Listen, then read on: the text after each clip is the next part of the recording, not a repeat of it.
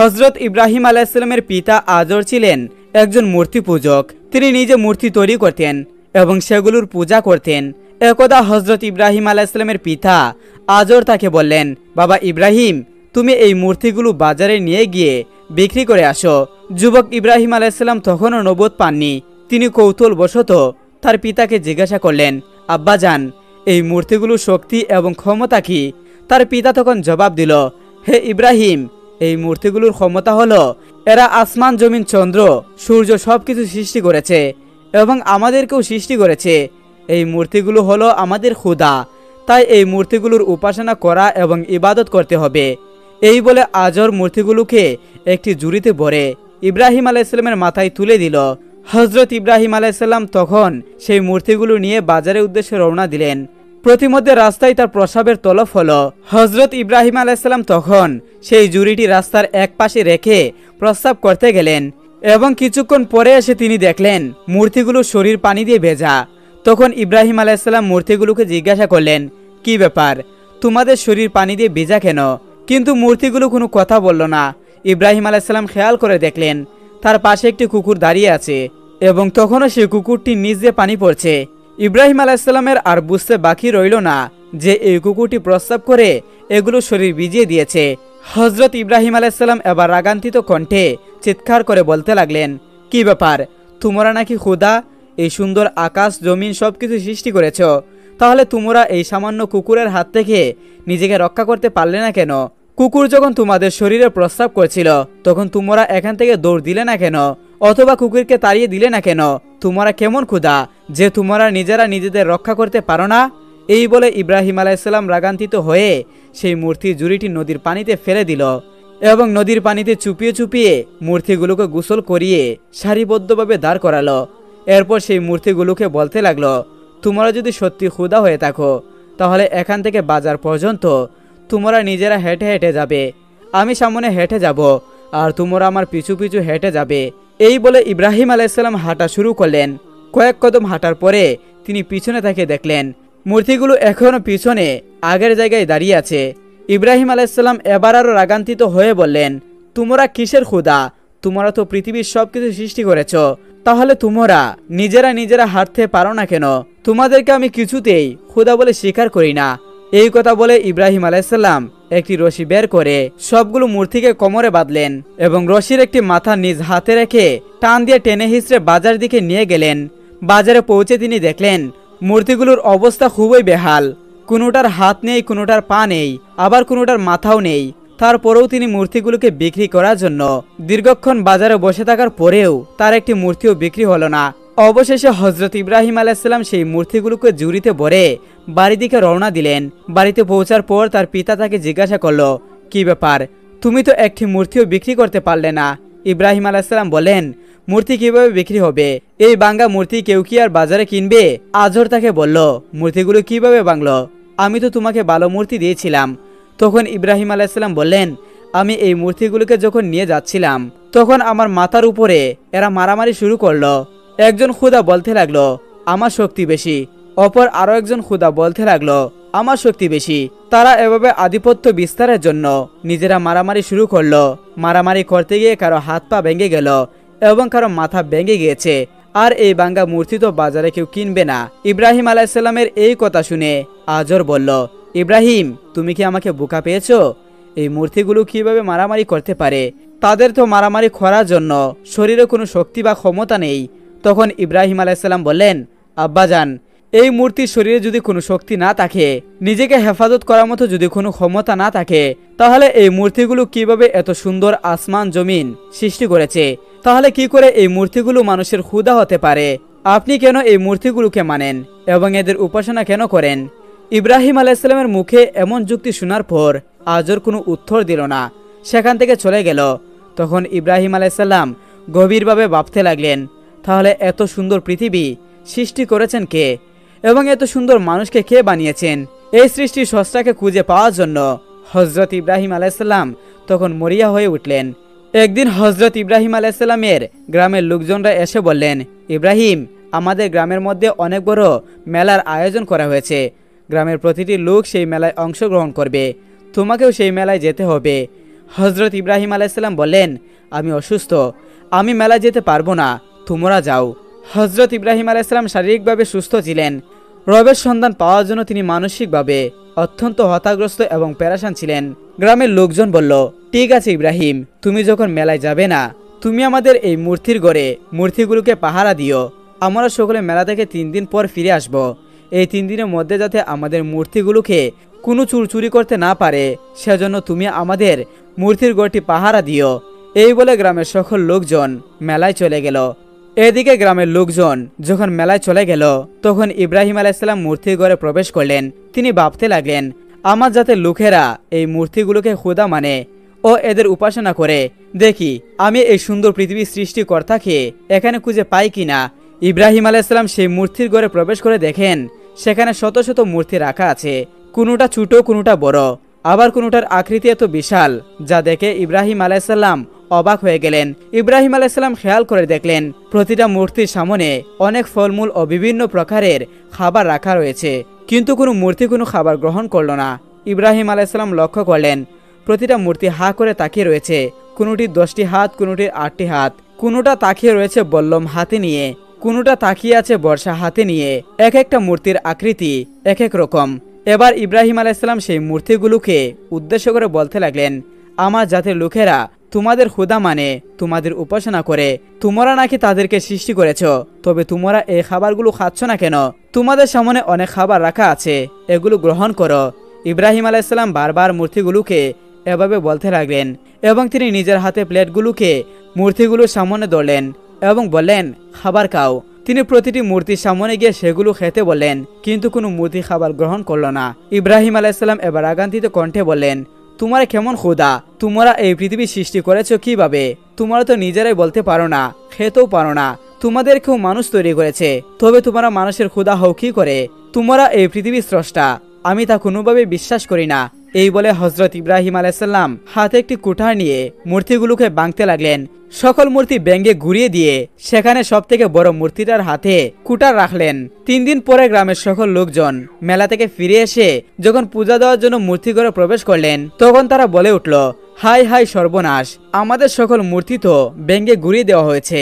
তারা ইব্রাহিম আলাইসাল্লামের কাছে গিয়ে বলল, ইব্রাহিম, তোমাকে না দায়িত্ব দিয়েছিলাম মূর্তিগুলোকে পাহারা দেওয়ার জন্য, তাহলে মূর্তিগুলোর এই হালত হলো কি করে?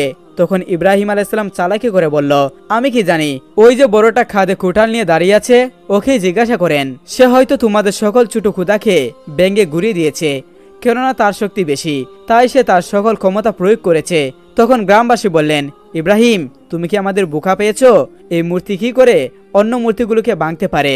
এর তো কোনো নিজস্ব শক্তি নেই, একে তো আমরাই তৈরি করেছি।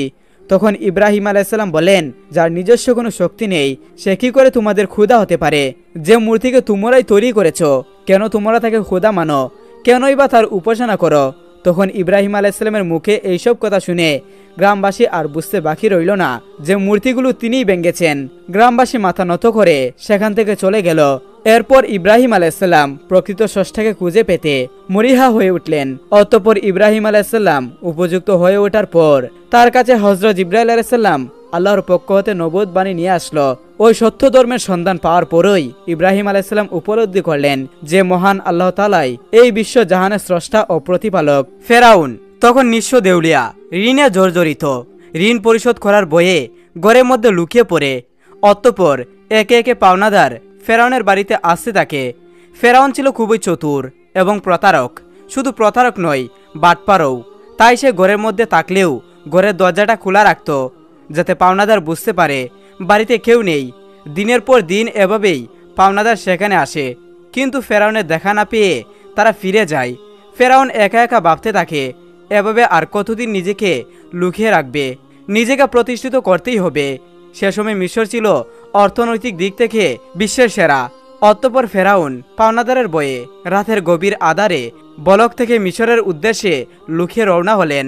সারা রাত অনেক পথ অতিক্রম করার পর শেষ পর্যন্ত মিশরও পৌঁছালো। কিছু দূর যাওয়ার পর তার বন্ধু হামানের সাথে সাক্ষাৎ হলো। তাকে দেখা মাত্রই হামান জিজ্ঞাসা করল, প্রিয় বন্ধু, তুমি এখানে কেন? তোমার কি অবস্থা? তখন ফেরাউন বলল, বন্ধু হামান, আমি খুবই মুসিবতের মধ্যে আছি। পাওনাদারের বয়ে লুকিয়ে পালিয়ে এসেছি। আমি একেবারে নিঃস্ব, চারিদিকে ঋণে জর্জরিত। এখন আমার কোনো একটা কাজের প্রয়োজন।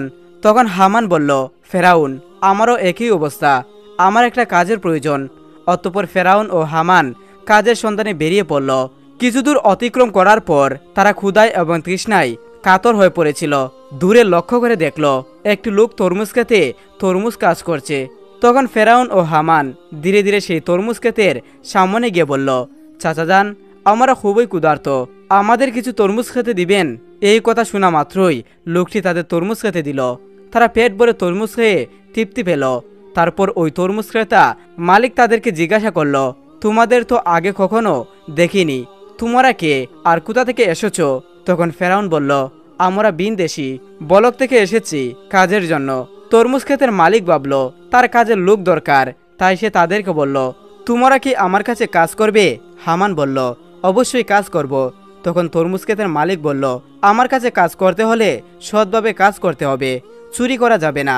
ফেরাউন ছিল প্রতারক, তাই সে চালাকি করে বলল, আমি জীবনে কখনো মিথ্যা কথা বলিনি, আর চুরি তো দূরের কথা। এইভাবে বিভিন্ন চালাকির পন্থায় অবলম্বন করে ফেরাউন ও তার বন্ধু হামান তরমুজ ক্ষেতের মালিকের মন জয় করে কাজে নিযুক্ত হলো। পরের দিন থেকে ফেরাউন ও হামান তরমুজ নিয়ে বাজারে যায়। বাজার থেকে তরমুজগুলো বেশি দামে বিক্রি করে মালিকের কাছে বেশি লাভ দেখায়। এভাবে আরও বেশি মালিকের মন জয় করে নেয়।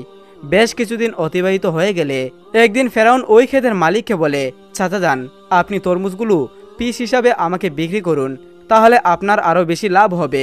ক্ষেতের মালিক তার কথা রাজি হয়ে গেল। অতঃপর পরের দিন থেকে ফেরাউন তরমুজগুলো আবারও বাজারে বিক্রি করতে নিয়ে গেল।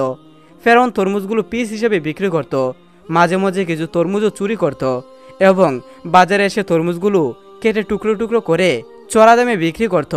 এভাবে চালাকি করে ফেরাউন অনেক টাকা উপার্জন করল। একদিন রাতে ফেরাউন তার বন্ধুকে বলল, হামান, এভাবে যদি আমরা শুধু তরমুজ বিক্রি করি তাহলে জীবনে কিছুই করতে পারবো না, আমাদের অন্য কিছু করতে হবে। সেই সময় ঘটে যায় এক চমৎকার ঘটনা। মিশরের বাদশাহ তার সেনাবাহিনীর দ্বারা দেশের মধ্যে একটি বিজ্ঞপ্তি জারি করে। সেনাবাহিনীরা বিভিন্ন জায়গায় গিয়ে বলে, এত দ্বারা জানানো হচ্ছে যে মিশরের কবরস্থানে একটি দারোয়ান প্রয়োজন। যদি কোনো ব্যক্তি এই চাকরি করতে ইচ্ছুক হয় তাহলে সে যেন অতি সত্ত্বর মিশরের বাদশার দরবারে যোগাযোগ করে। এই কথা বলে সেনাবাহিনীরা সেখান থেকে চলে গেল। এই সমস্ত কথা প্রত্যক্ষ পরোক্ষভাবে শ্রবণ করার পর ফেরাউন তার বন্ধুকে বলল, হামান, চলো আমরা বাদশাহের দরবারে যাই। হামান বলল, আমার মনে হয় এটা সম্ভব হবে না। তখন ফেরাউন বলল, এই কাজ হাতছাড়া করা যাবে না, চলো আমরা একবার চেষ্টা করি। অতঃপর ফেরাউন ও হামান দেরি না করে সাথে সাথেই মিশরের রাজ দরবারে হাজির হলো। মিশরের বাদশাহ তাদেরকে জিজ্ঞাসা করল, তোমরা কে আর কি চাও? তখন ফেরাউন করজোড়ে অনুরোধ করে বলল, আমি মুসাফির, বিন দেশ থেকে এসেছি, আমি খুবই অভাবী। আমি শুনেছি আপনি কবরস্থানের দারোয়ান নিযুক্ত করবেন, তাই দয়া করে আমাকে যদি এই চাকরিটা দিতেন আপনার কাছে চিরকৃতজ্ঞ থাকতাম। মিশরের বাদশাহ ফেরাউনকে দেখে মনে মনে ভাবল, তার তো শরীর স্বাস্থ্য ভালো, চেহারাও ভালো, মনে হয় সে পারবে। এইভাবে ফেরাউনকে কবরস্থানের দারোয়ানের চাকরিতে নিযুক্ত করল। পরের দিন থেকে ফেরাউন মিশরের কবরস্থানের দারোয়ানের চাকরিতে নিযুক্ত হলো।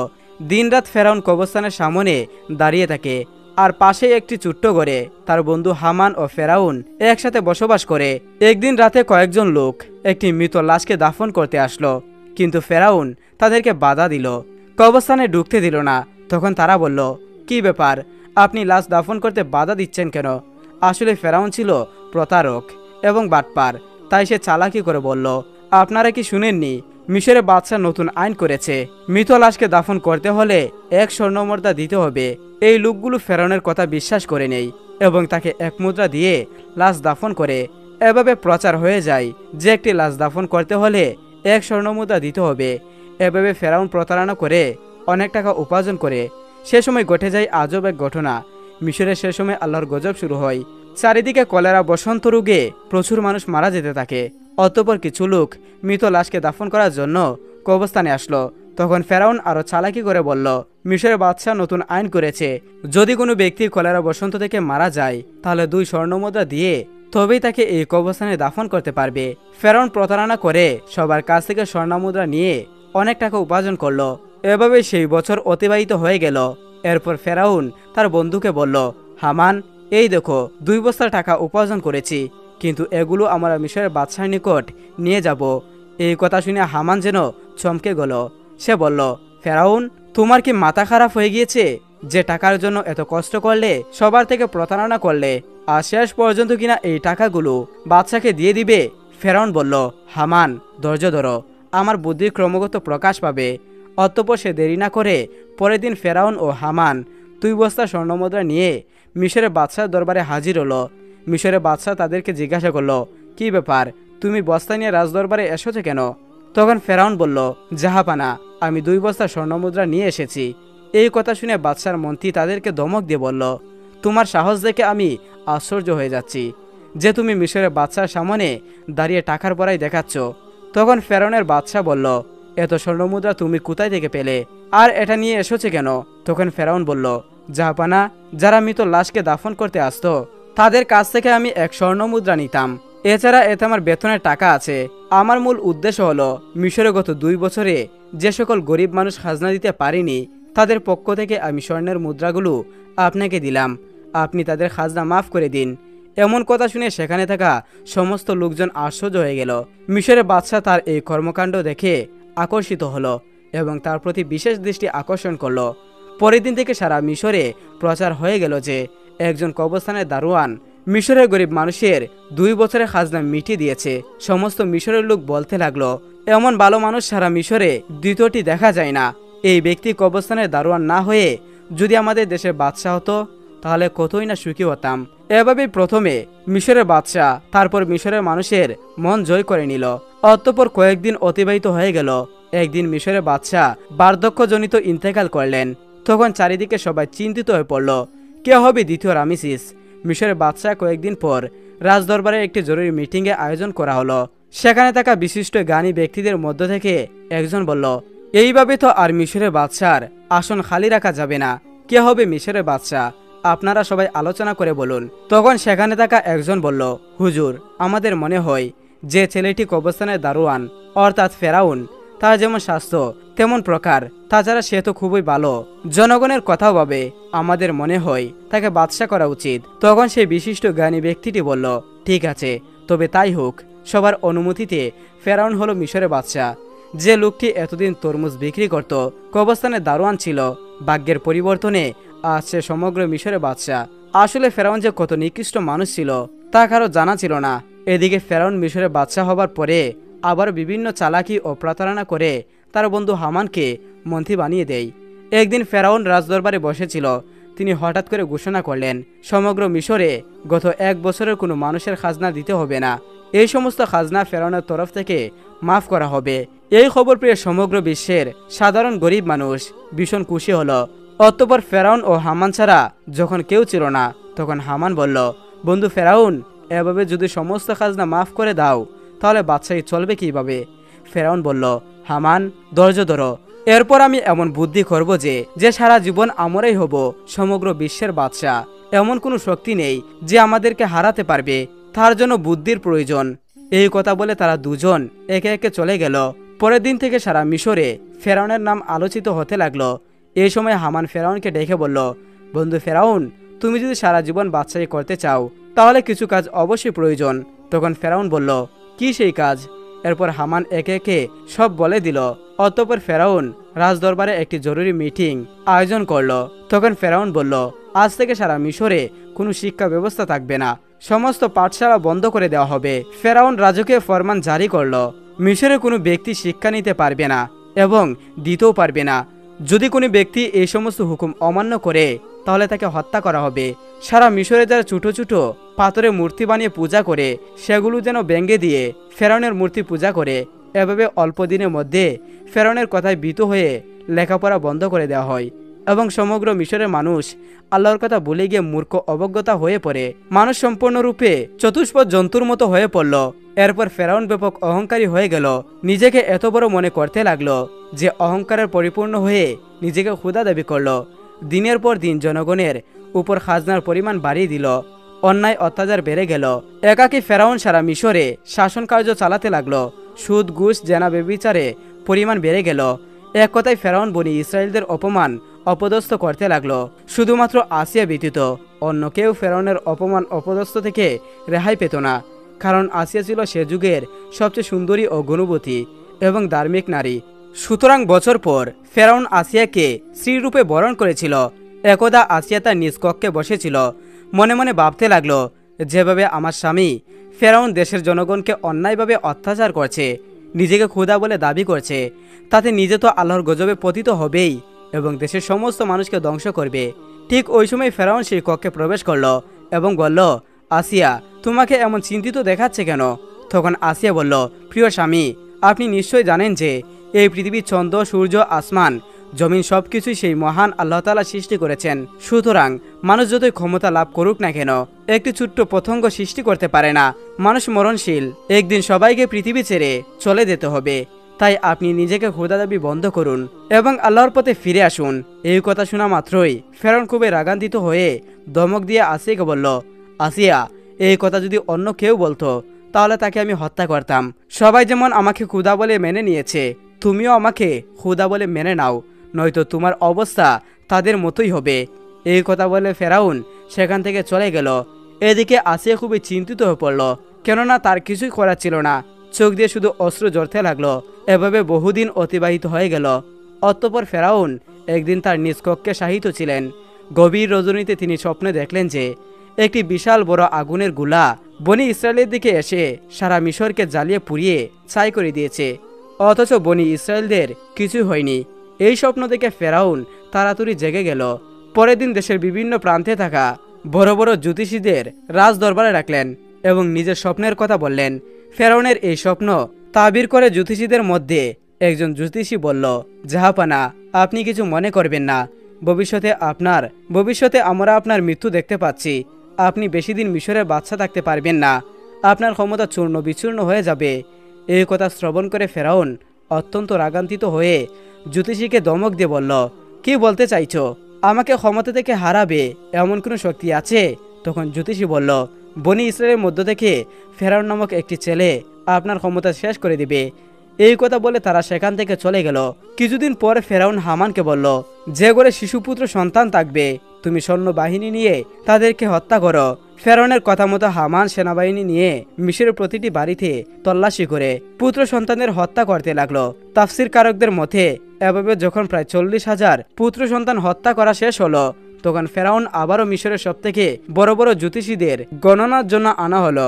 অতঃপর জ্যোতিষীরা তখন বলল, জাহাপানা, আমরা গণনা করে দেখতে পাচ্ছি আপনি যতগুলো পুত্র সন্তান হত্যা করেছেন তার মধ্যে মুসা নামক সেই ছেলেটি নেই। তখন ফেরাউন বলল, ভালো করে গণনা করো। এবার জ্যোতিষীরা বলল, আমরা গণনা করে দেখতে পাচ্ছি আপনি যতই তাকে হত্যা করার চেষ্টা করেন না কেন তাকে হত্যা করতে পারবেন না। মুসা নামক সেই ছেলেটি আপনার ক্ষমতা চূর্ণ বিচূর্ণ করে দিবে, আর সেই ছেলেটি এখন শিশু। এই কথা শোনা মাত্রই ফেরাউন আরও রাগান্বিত হলো এবং সাথে সাথে হুকুম করলো, তোমার প্রতিটি বাড়িতে গিয়ে তল্লাশি করো, যে ঘরে মুসা থাকুক না কেন তাকে হত্যা করো। এই খবর সারা মিশরে ছড়িয়ে পড়ল। তখন হজরত মুসা আলাইহিসসালামের আম্মা জান খুবই চিন্তিত হয়ে পড়লেন কিভাবে তার শিশু মুসাকে বাঁচাবেন। ওই সময় তার কন্যা মরিয়ম নদী চড়ে ছাগল চড়াচ্ছিলেন। ভালো করে লক্ষ্য করে দেখল হাসান সহ ফেরাউনের অনেক সৈন্য বাহিনী তাদের বাড়ির দিকেই যাচ্ছে। এটা দেখার পর মরিয়ম খুব দ্রুত তার বাড়িতে চলে আসলো এবং বলল, আম্মা জান, ফেরাউনের সৈন্যবাহিনী আমাদের বাড়ির দিকে আসছে, আমার ভাই মুসাকে তুমি বাঁচাও। এই কথা শুনে হজরত মুসা আলাইহিসসালামের আম্মা জান একেবারে হতভম্ব হয়ে গেল। তিনি কিছুতেই বুঝতে পারছেন না কি করবেন। ততক্ষণে ফেরাউনের সৈন্যবাহিনী তাদের বাড়ি ঘেরাও করে ফেলল। এমন সময় আল্লাহ রাব্বুল আলামিন গাইবী আওয়াজের মাধ্যমে বললেন, হে মুসার আম্মা জান, তুমি দেরি করো না, তোমার পুত্র মুসাকে জ্বলন্ত চুলায় রেখে দিয়ে এসো। হজরত মুসা আলাইহিসসালামের আম্মা জান আর দেরি না করে জ্বলন্ত চুলায় শিশু মুসা আলাইহিসসালামকে রেখে দিলেন। আর তখন হঠাৎ করে ফেরাউনের সৈন্যবাহিনী ঘরের মধ্যে প্রবেশ করলো। তারা বলল, আমরা খবর পেয়েছি তোমার ঘরের মধ্যে মুসা নামক পুত্র সন্তান আছে, তাড়াতাড়ি আমাদের কাছে দিয়ে দাও। তখন আম্মাজান বলল, এই দেখুন, আমার তো কন্যা সন্তান, যদি আমার ঘরে মুসা থাকে তাহলে তোমরা খুঁজে বার করো। তারপর ফেরাউনের সৈন্যবাহিনী ঘরের এদিক ওদিক তন্ন তন্ন করে খুঁজতে লাগলো, কিন্তু কোথাও পেল না। অবশেষে সেখান থেকে তারা সবাই চলে গেল। এরপর হজরত মুসা আলাইহিসসালামের আম্মা জান কাঁদতে কাঁদতে ওই জ্বলন্ত চুলার কাছে গিয়ে দেখলো হজরত মুসা আলাইহিসসালাম বেঁচে আছেন এবং ওই জ্বলন্ত আগুনের মধ্যেই খেলা করছেন। আল্লাহর কুদরতে হজরত মুসা আলাইহিসসালামের একটি পশমা আগুনে পুড়েনি। তখন হজরত মুসা আলাইহিসসালামের আম্মা জান আল্লাহর দরবারে শুকরিয়া আদায় করলেন এবং বললেন, হে আল্লাহ, তুমি সমস্ত ক্ষমতার মালিক, সমস্ত প্রশংসা তোমারই। আল্লাহ গো, তুমি আমার পুত্র মুসাকে বাঁচিয়েছ। অতঃপর হজরত মুসা আলাইহিসসালামের আম্মা যান ওই দিন রাতে স্বপ্ন দেখলেন আল্লাহ রব্বুল আলামিন বলেছেন, তুমি একটা কাঠের সিন্দুক তৈরি করো এবং হজরত মুসা আলাইহিসসালামকে ওই সিন্দুকের মধ্য দিয়ে নীল নদে ভাসিয়ে দাও। এদিকে আল্লাহ রব্বুল আলামিন হজরত জিব্রাইল আলাইহিসসালামকে ডেকে বললেন, হে জিব্রাইল, তুমি যাও মুসা আলাইহিসসালামের আম্মাজানকে সাহায্য করো। এই নির্দেশ পেয়ে হজরত জিব্রাইল আলাইহিসসালাম মুসা নবীর বাড়ির দিকে আসতে লাগলেন। সকালবেলা হজরত মুসা আলাইহিসসালামের আম্মা যান নিজের ঘরের সামনেই খুবই চিন্তিত অবস্থায় ছিলেন। এমন সময় দেখলেন একজন দরবেশ তার বাড়িতে এসে হাজির হলেন। তখন মুসা আলাইহিসসালামের আম্মাজান বললেন, আপনি কে? আপনাকে তো চিনলাম না। তখন তিনি নিজের পরিচয় গোপন করে বললেন, আমি একজন কাঠ মিস্ত্রি। আপনার কি কোনো কাঠের জিনিস তৈরি করতে হবে? সাথে সাথে মুসা নবীর আম্মাজান বলল, অবশ্যই, আমার একটা কাঠের সিন্দুক তৈরি করতে হবে। আর এভাবে আল্লাহ তাআলা সেদিন জিব্রাইল আলাইহিসসালামের মাধ্যমে মুসা আলাইহিসসালামের আম্মাজানকে সিন্দুক বানিয়ে সাহায্য করেছিলেন। অতঃপর মুসা আলাইহিসসালামকে নীল নদে ভাসিয়ে দিলেন। আল্লাহর কি কুদরত! নীল নদের স্রোত যেদিকে যায় হজরত মুসা আলাইহিসসালামের কাঠের সিন্দুক ওই স্রোতের উল্টো দিকে যায়। এভাবে বাঁচতে বাঁচতে হজরত মুসা আলাইহিসসালামের ওই কাঠের সিন্দুক ফেরাউনের রাজ দরবারের কাছে গিয়ে পৌঁছালো। সেখানে উপস্থিত ছিল ফেরাউন এবং তার স্ত্রী মা আসিয়া এবং দাস দাসী। সিন্দুকটি দেখা মাত্র মা আসিয়া এগিয়ে এলো। মা আসিয়া সিন্দুকটি খুলে দেখল একটি ফুটফুটে কচি শিশু। তার ললাটি যেন নূরের আলো চমকাচ্ছে। এত সুন্দর শিশু সে জীবনে কখনোই দেখিনি। তাই দেরি না করে মা আসিয়া মুসা আলাইহিসসালামকে খুলে নিল এবং ফেরাউনের কাছে গিয়ে বলল, দেখুন কত সুন্দর শিশু, এই শিশুটিকে আমি লালন পালন করব। এটা শুনে ফেরাউন বলল, না, এই শিশু হয়তো আমাদের শত্রু হবে। এটা বনি ইসরায়েলের মধ্য থেকে কোনো এক শিশু হতে পারে, একে আমি হত্যা করব। তখন মা আসিয়া বলল, কি বলছেন? এটা যদি বনি ইসরায়েলদের কোনো শিশু হতো তাহলে নদীর স্রোতে উল্টো দিকে কিভাবে আসলো? এটা তো ওই দিকে যাওয়ার কথা। এই যুক্তি শুনে ফেরাউন আর কিছু বলল না, শুধু বললেন, ঠিক আছে, তুমি এই শিশুটিকে লালন পালন করতে পারো। অতঃপর মা আসিয়া হজরত মুসা আলাইহিসসালামকে নিয়ে রাজ দরবারে প্রবেশ করলেন। ফেরাউন যখন মুসা আলাইহিসসালামকে কুলে তুলে নিলেন এবং নিজের সন্তান রূপে আদর করার জন্য চুম্বন দিতে যাবেন, এমন সময় হজরত মুসা আলাইহিসসালাম আল্লাহ তাআলার হুকুমে ওই কচি শিশু হাতে এত জোরে ফেরাউনকে চড় মারল যেন রাজ দরবার কেঁপে গেল। মনে হলো যেন ভূমিকম্প শুরু হয়ে গেছে। তখন ফেরাউনের মনে সন্দেহ প্রকাশ পেল। মনে মনে ভাবতে লাগলো, নিশ্চয়ই ওই শিশু কোনো সাধারণ শিশু নয়, একে পরীক্ষা করতে হবে। তখন ফেরাউন একজনকে বলল, যাও কিছুটা স্বর্ণ আনো আর তার সাথে আগুন নিয়ে এসো, এই শিশুকে পরীক্ষা করব। এটা শুনে সেখানে থাকা উপস্থিত সবাই হতবাক হয়ে গেল। ওই লোকটি যখন আগুন আর স্বর্ণ নিয়ে আসলো, ঠিক ওই সময় আল্লাহ রব্বুল আলামিন হজরত জিব্রাইল আলাইহিসসালামের মাধ্যমে হজরত মুসা আলাইহিসসালামের হাত আগুনের দিকে ঘুরিয়ে দিল আর মুসা আলাইহিসসালাম চিৎকার করে কাঁদতে লাগলো। তখন আসিয়া বলল, আপনার মতো কঠিন হৃদয় এবং নিষ্ঠুর এই পৃথিবীতে আর কেউ নেই। এই কচি শিশু কি আগুন এবং স্বর্ণের কোনো পার্থক্য জানে? অতঃপর ফেরাউনের মনে সন্দেহ মুছে গেল আর এভাবে হজরত মুসা আলাইহিসসালাম ফেরাউনের বাড়িতে বড় হতে লাগলো। বন্ধুরা, এই ছিল আমাদের আজকের ভিডিওটি কেমন লেগেছে অবশ্যই আপনাদের মন্তব্য জানাবেন। ভালো থাকুন, সুস্থ থাকুন, আল্লাহ হাফিজ।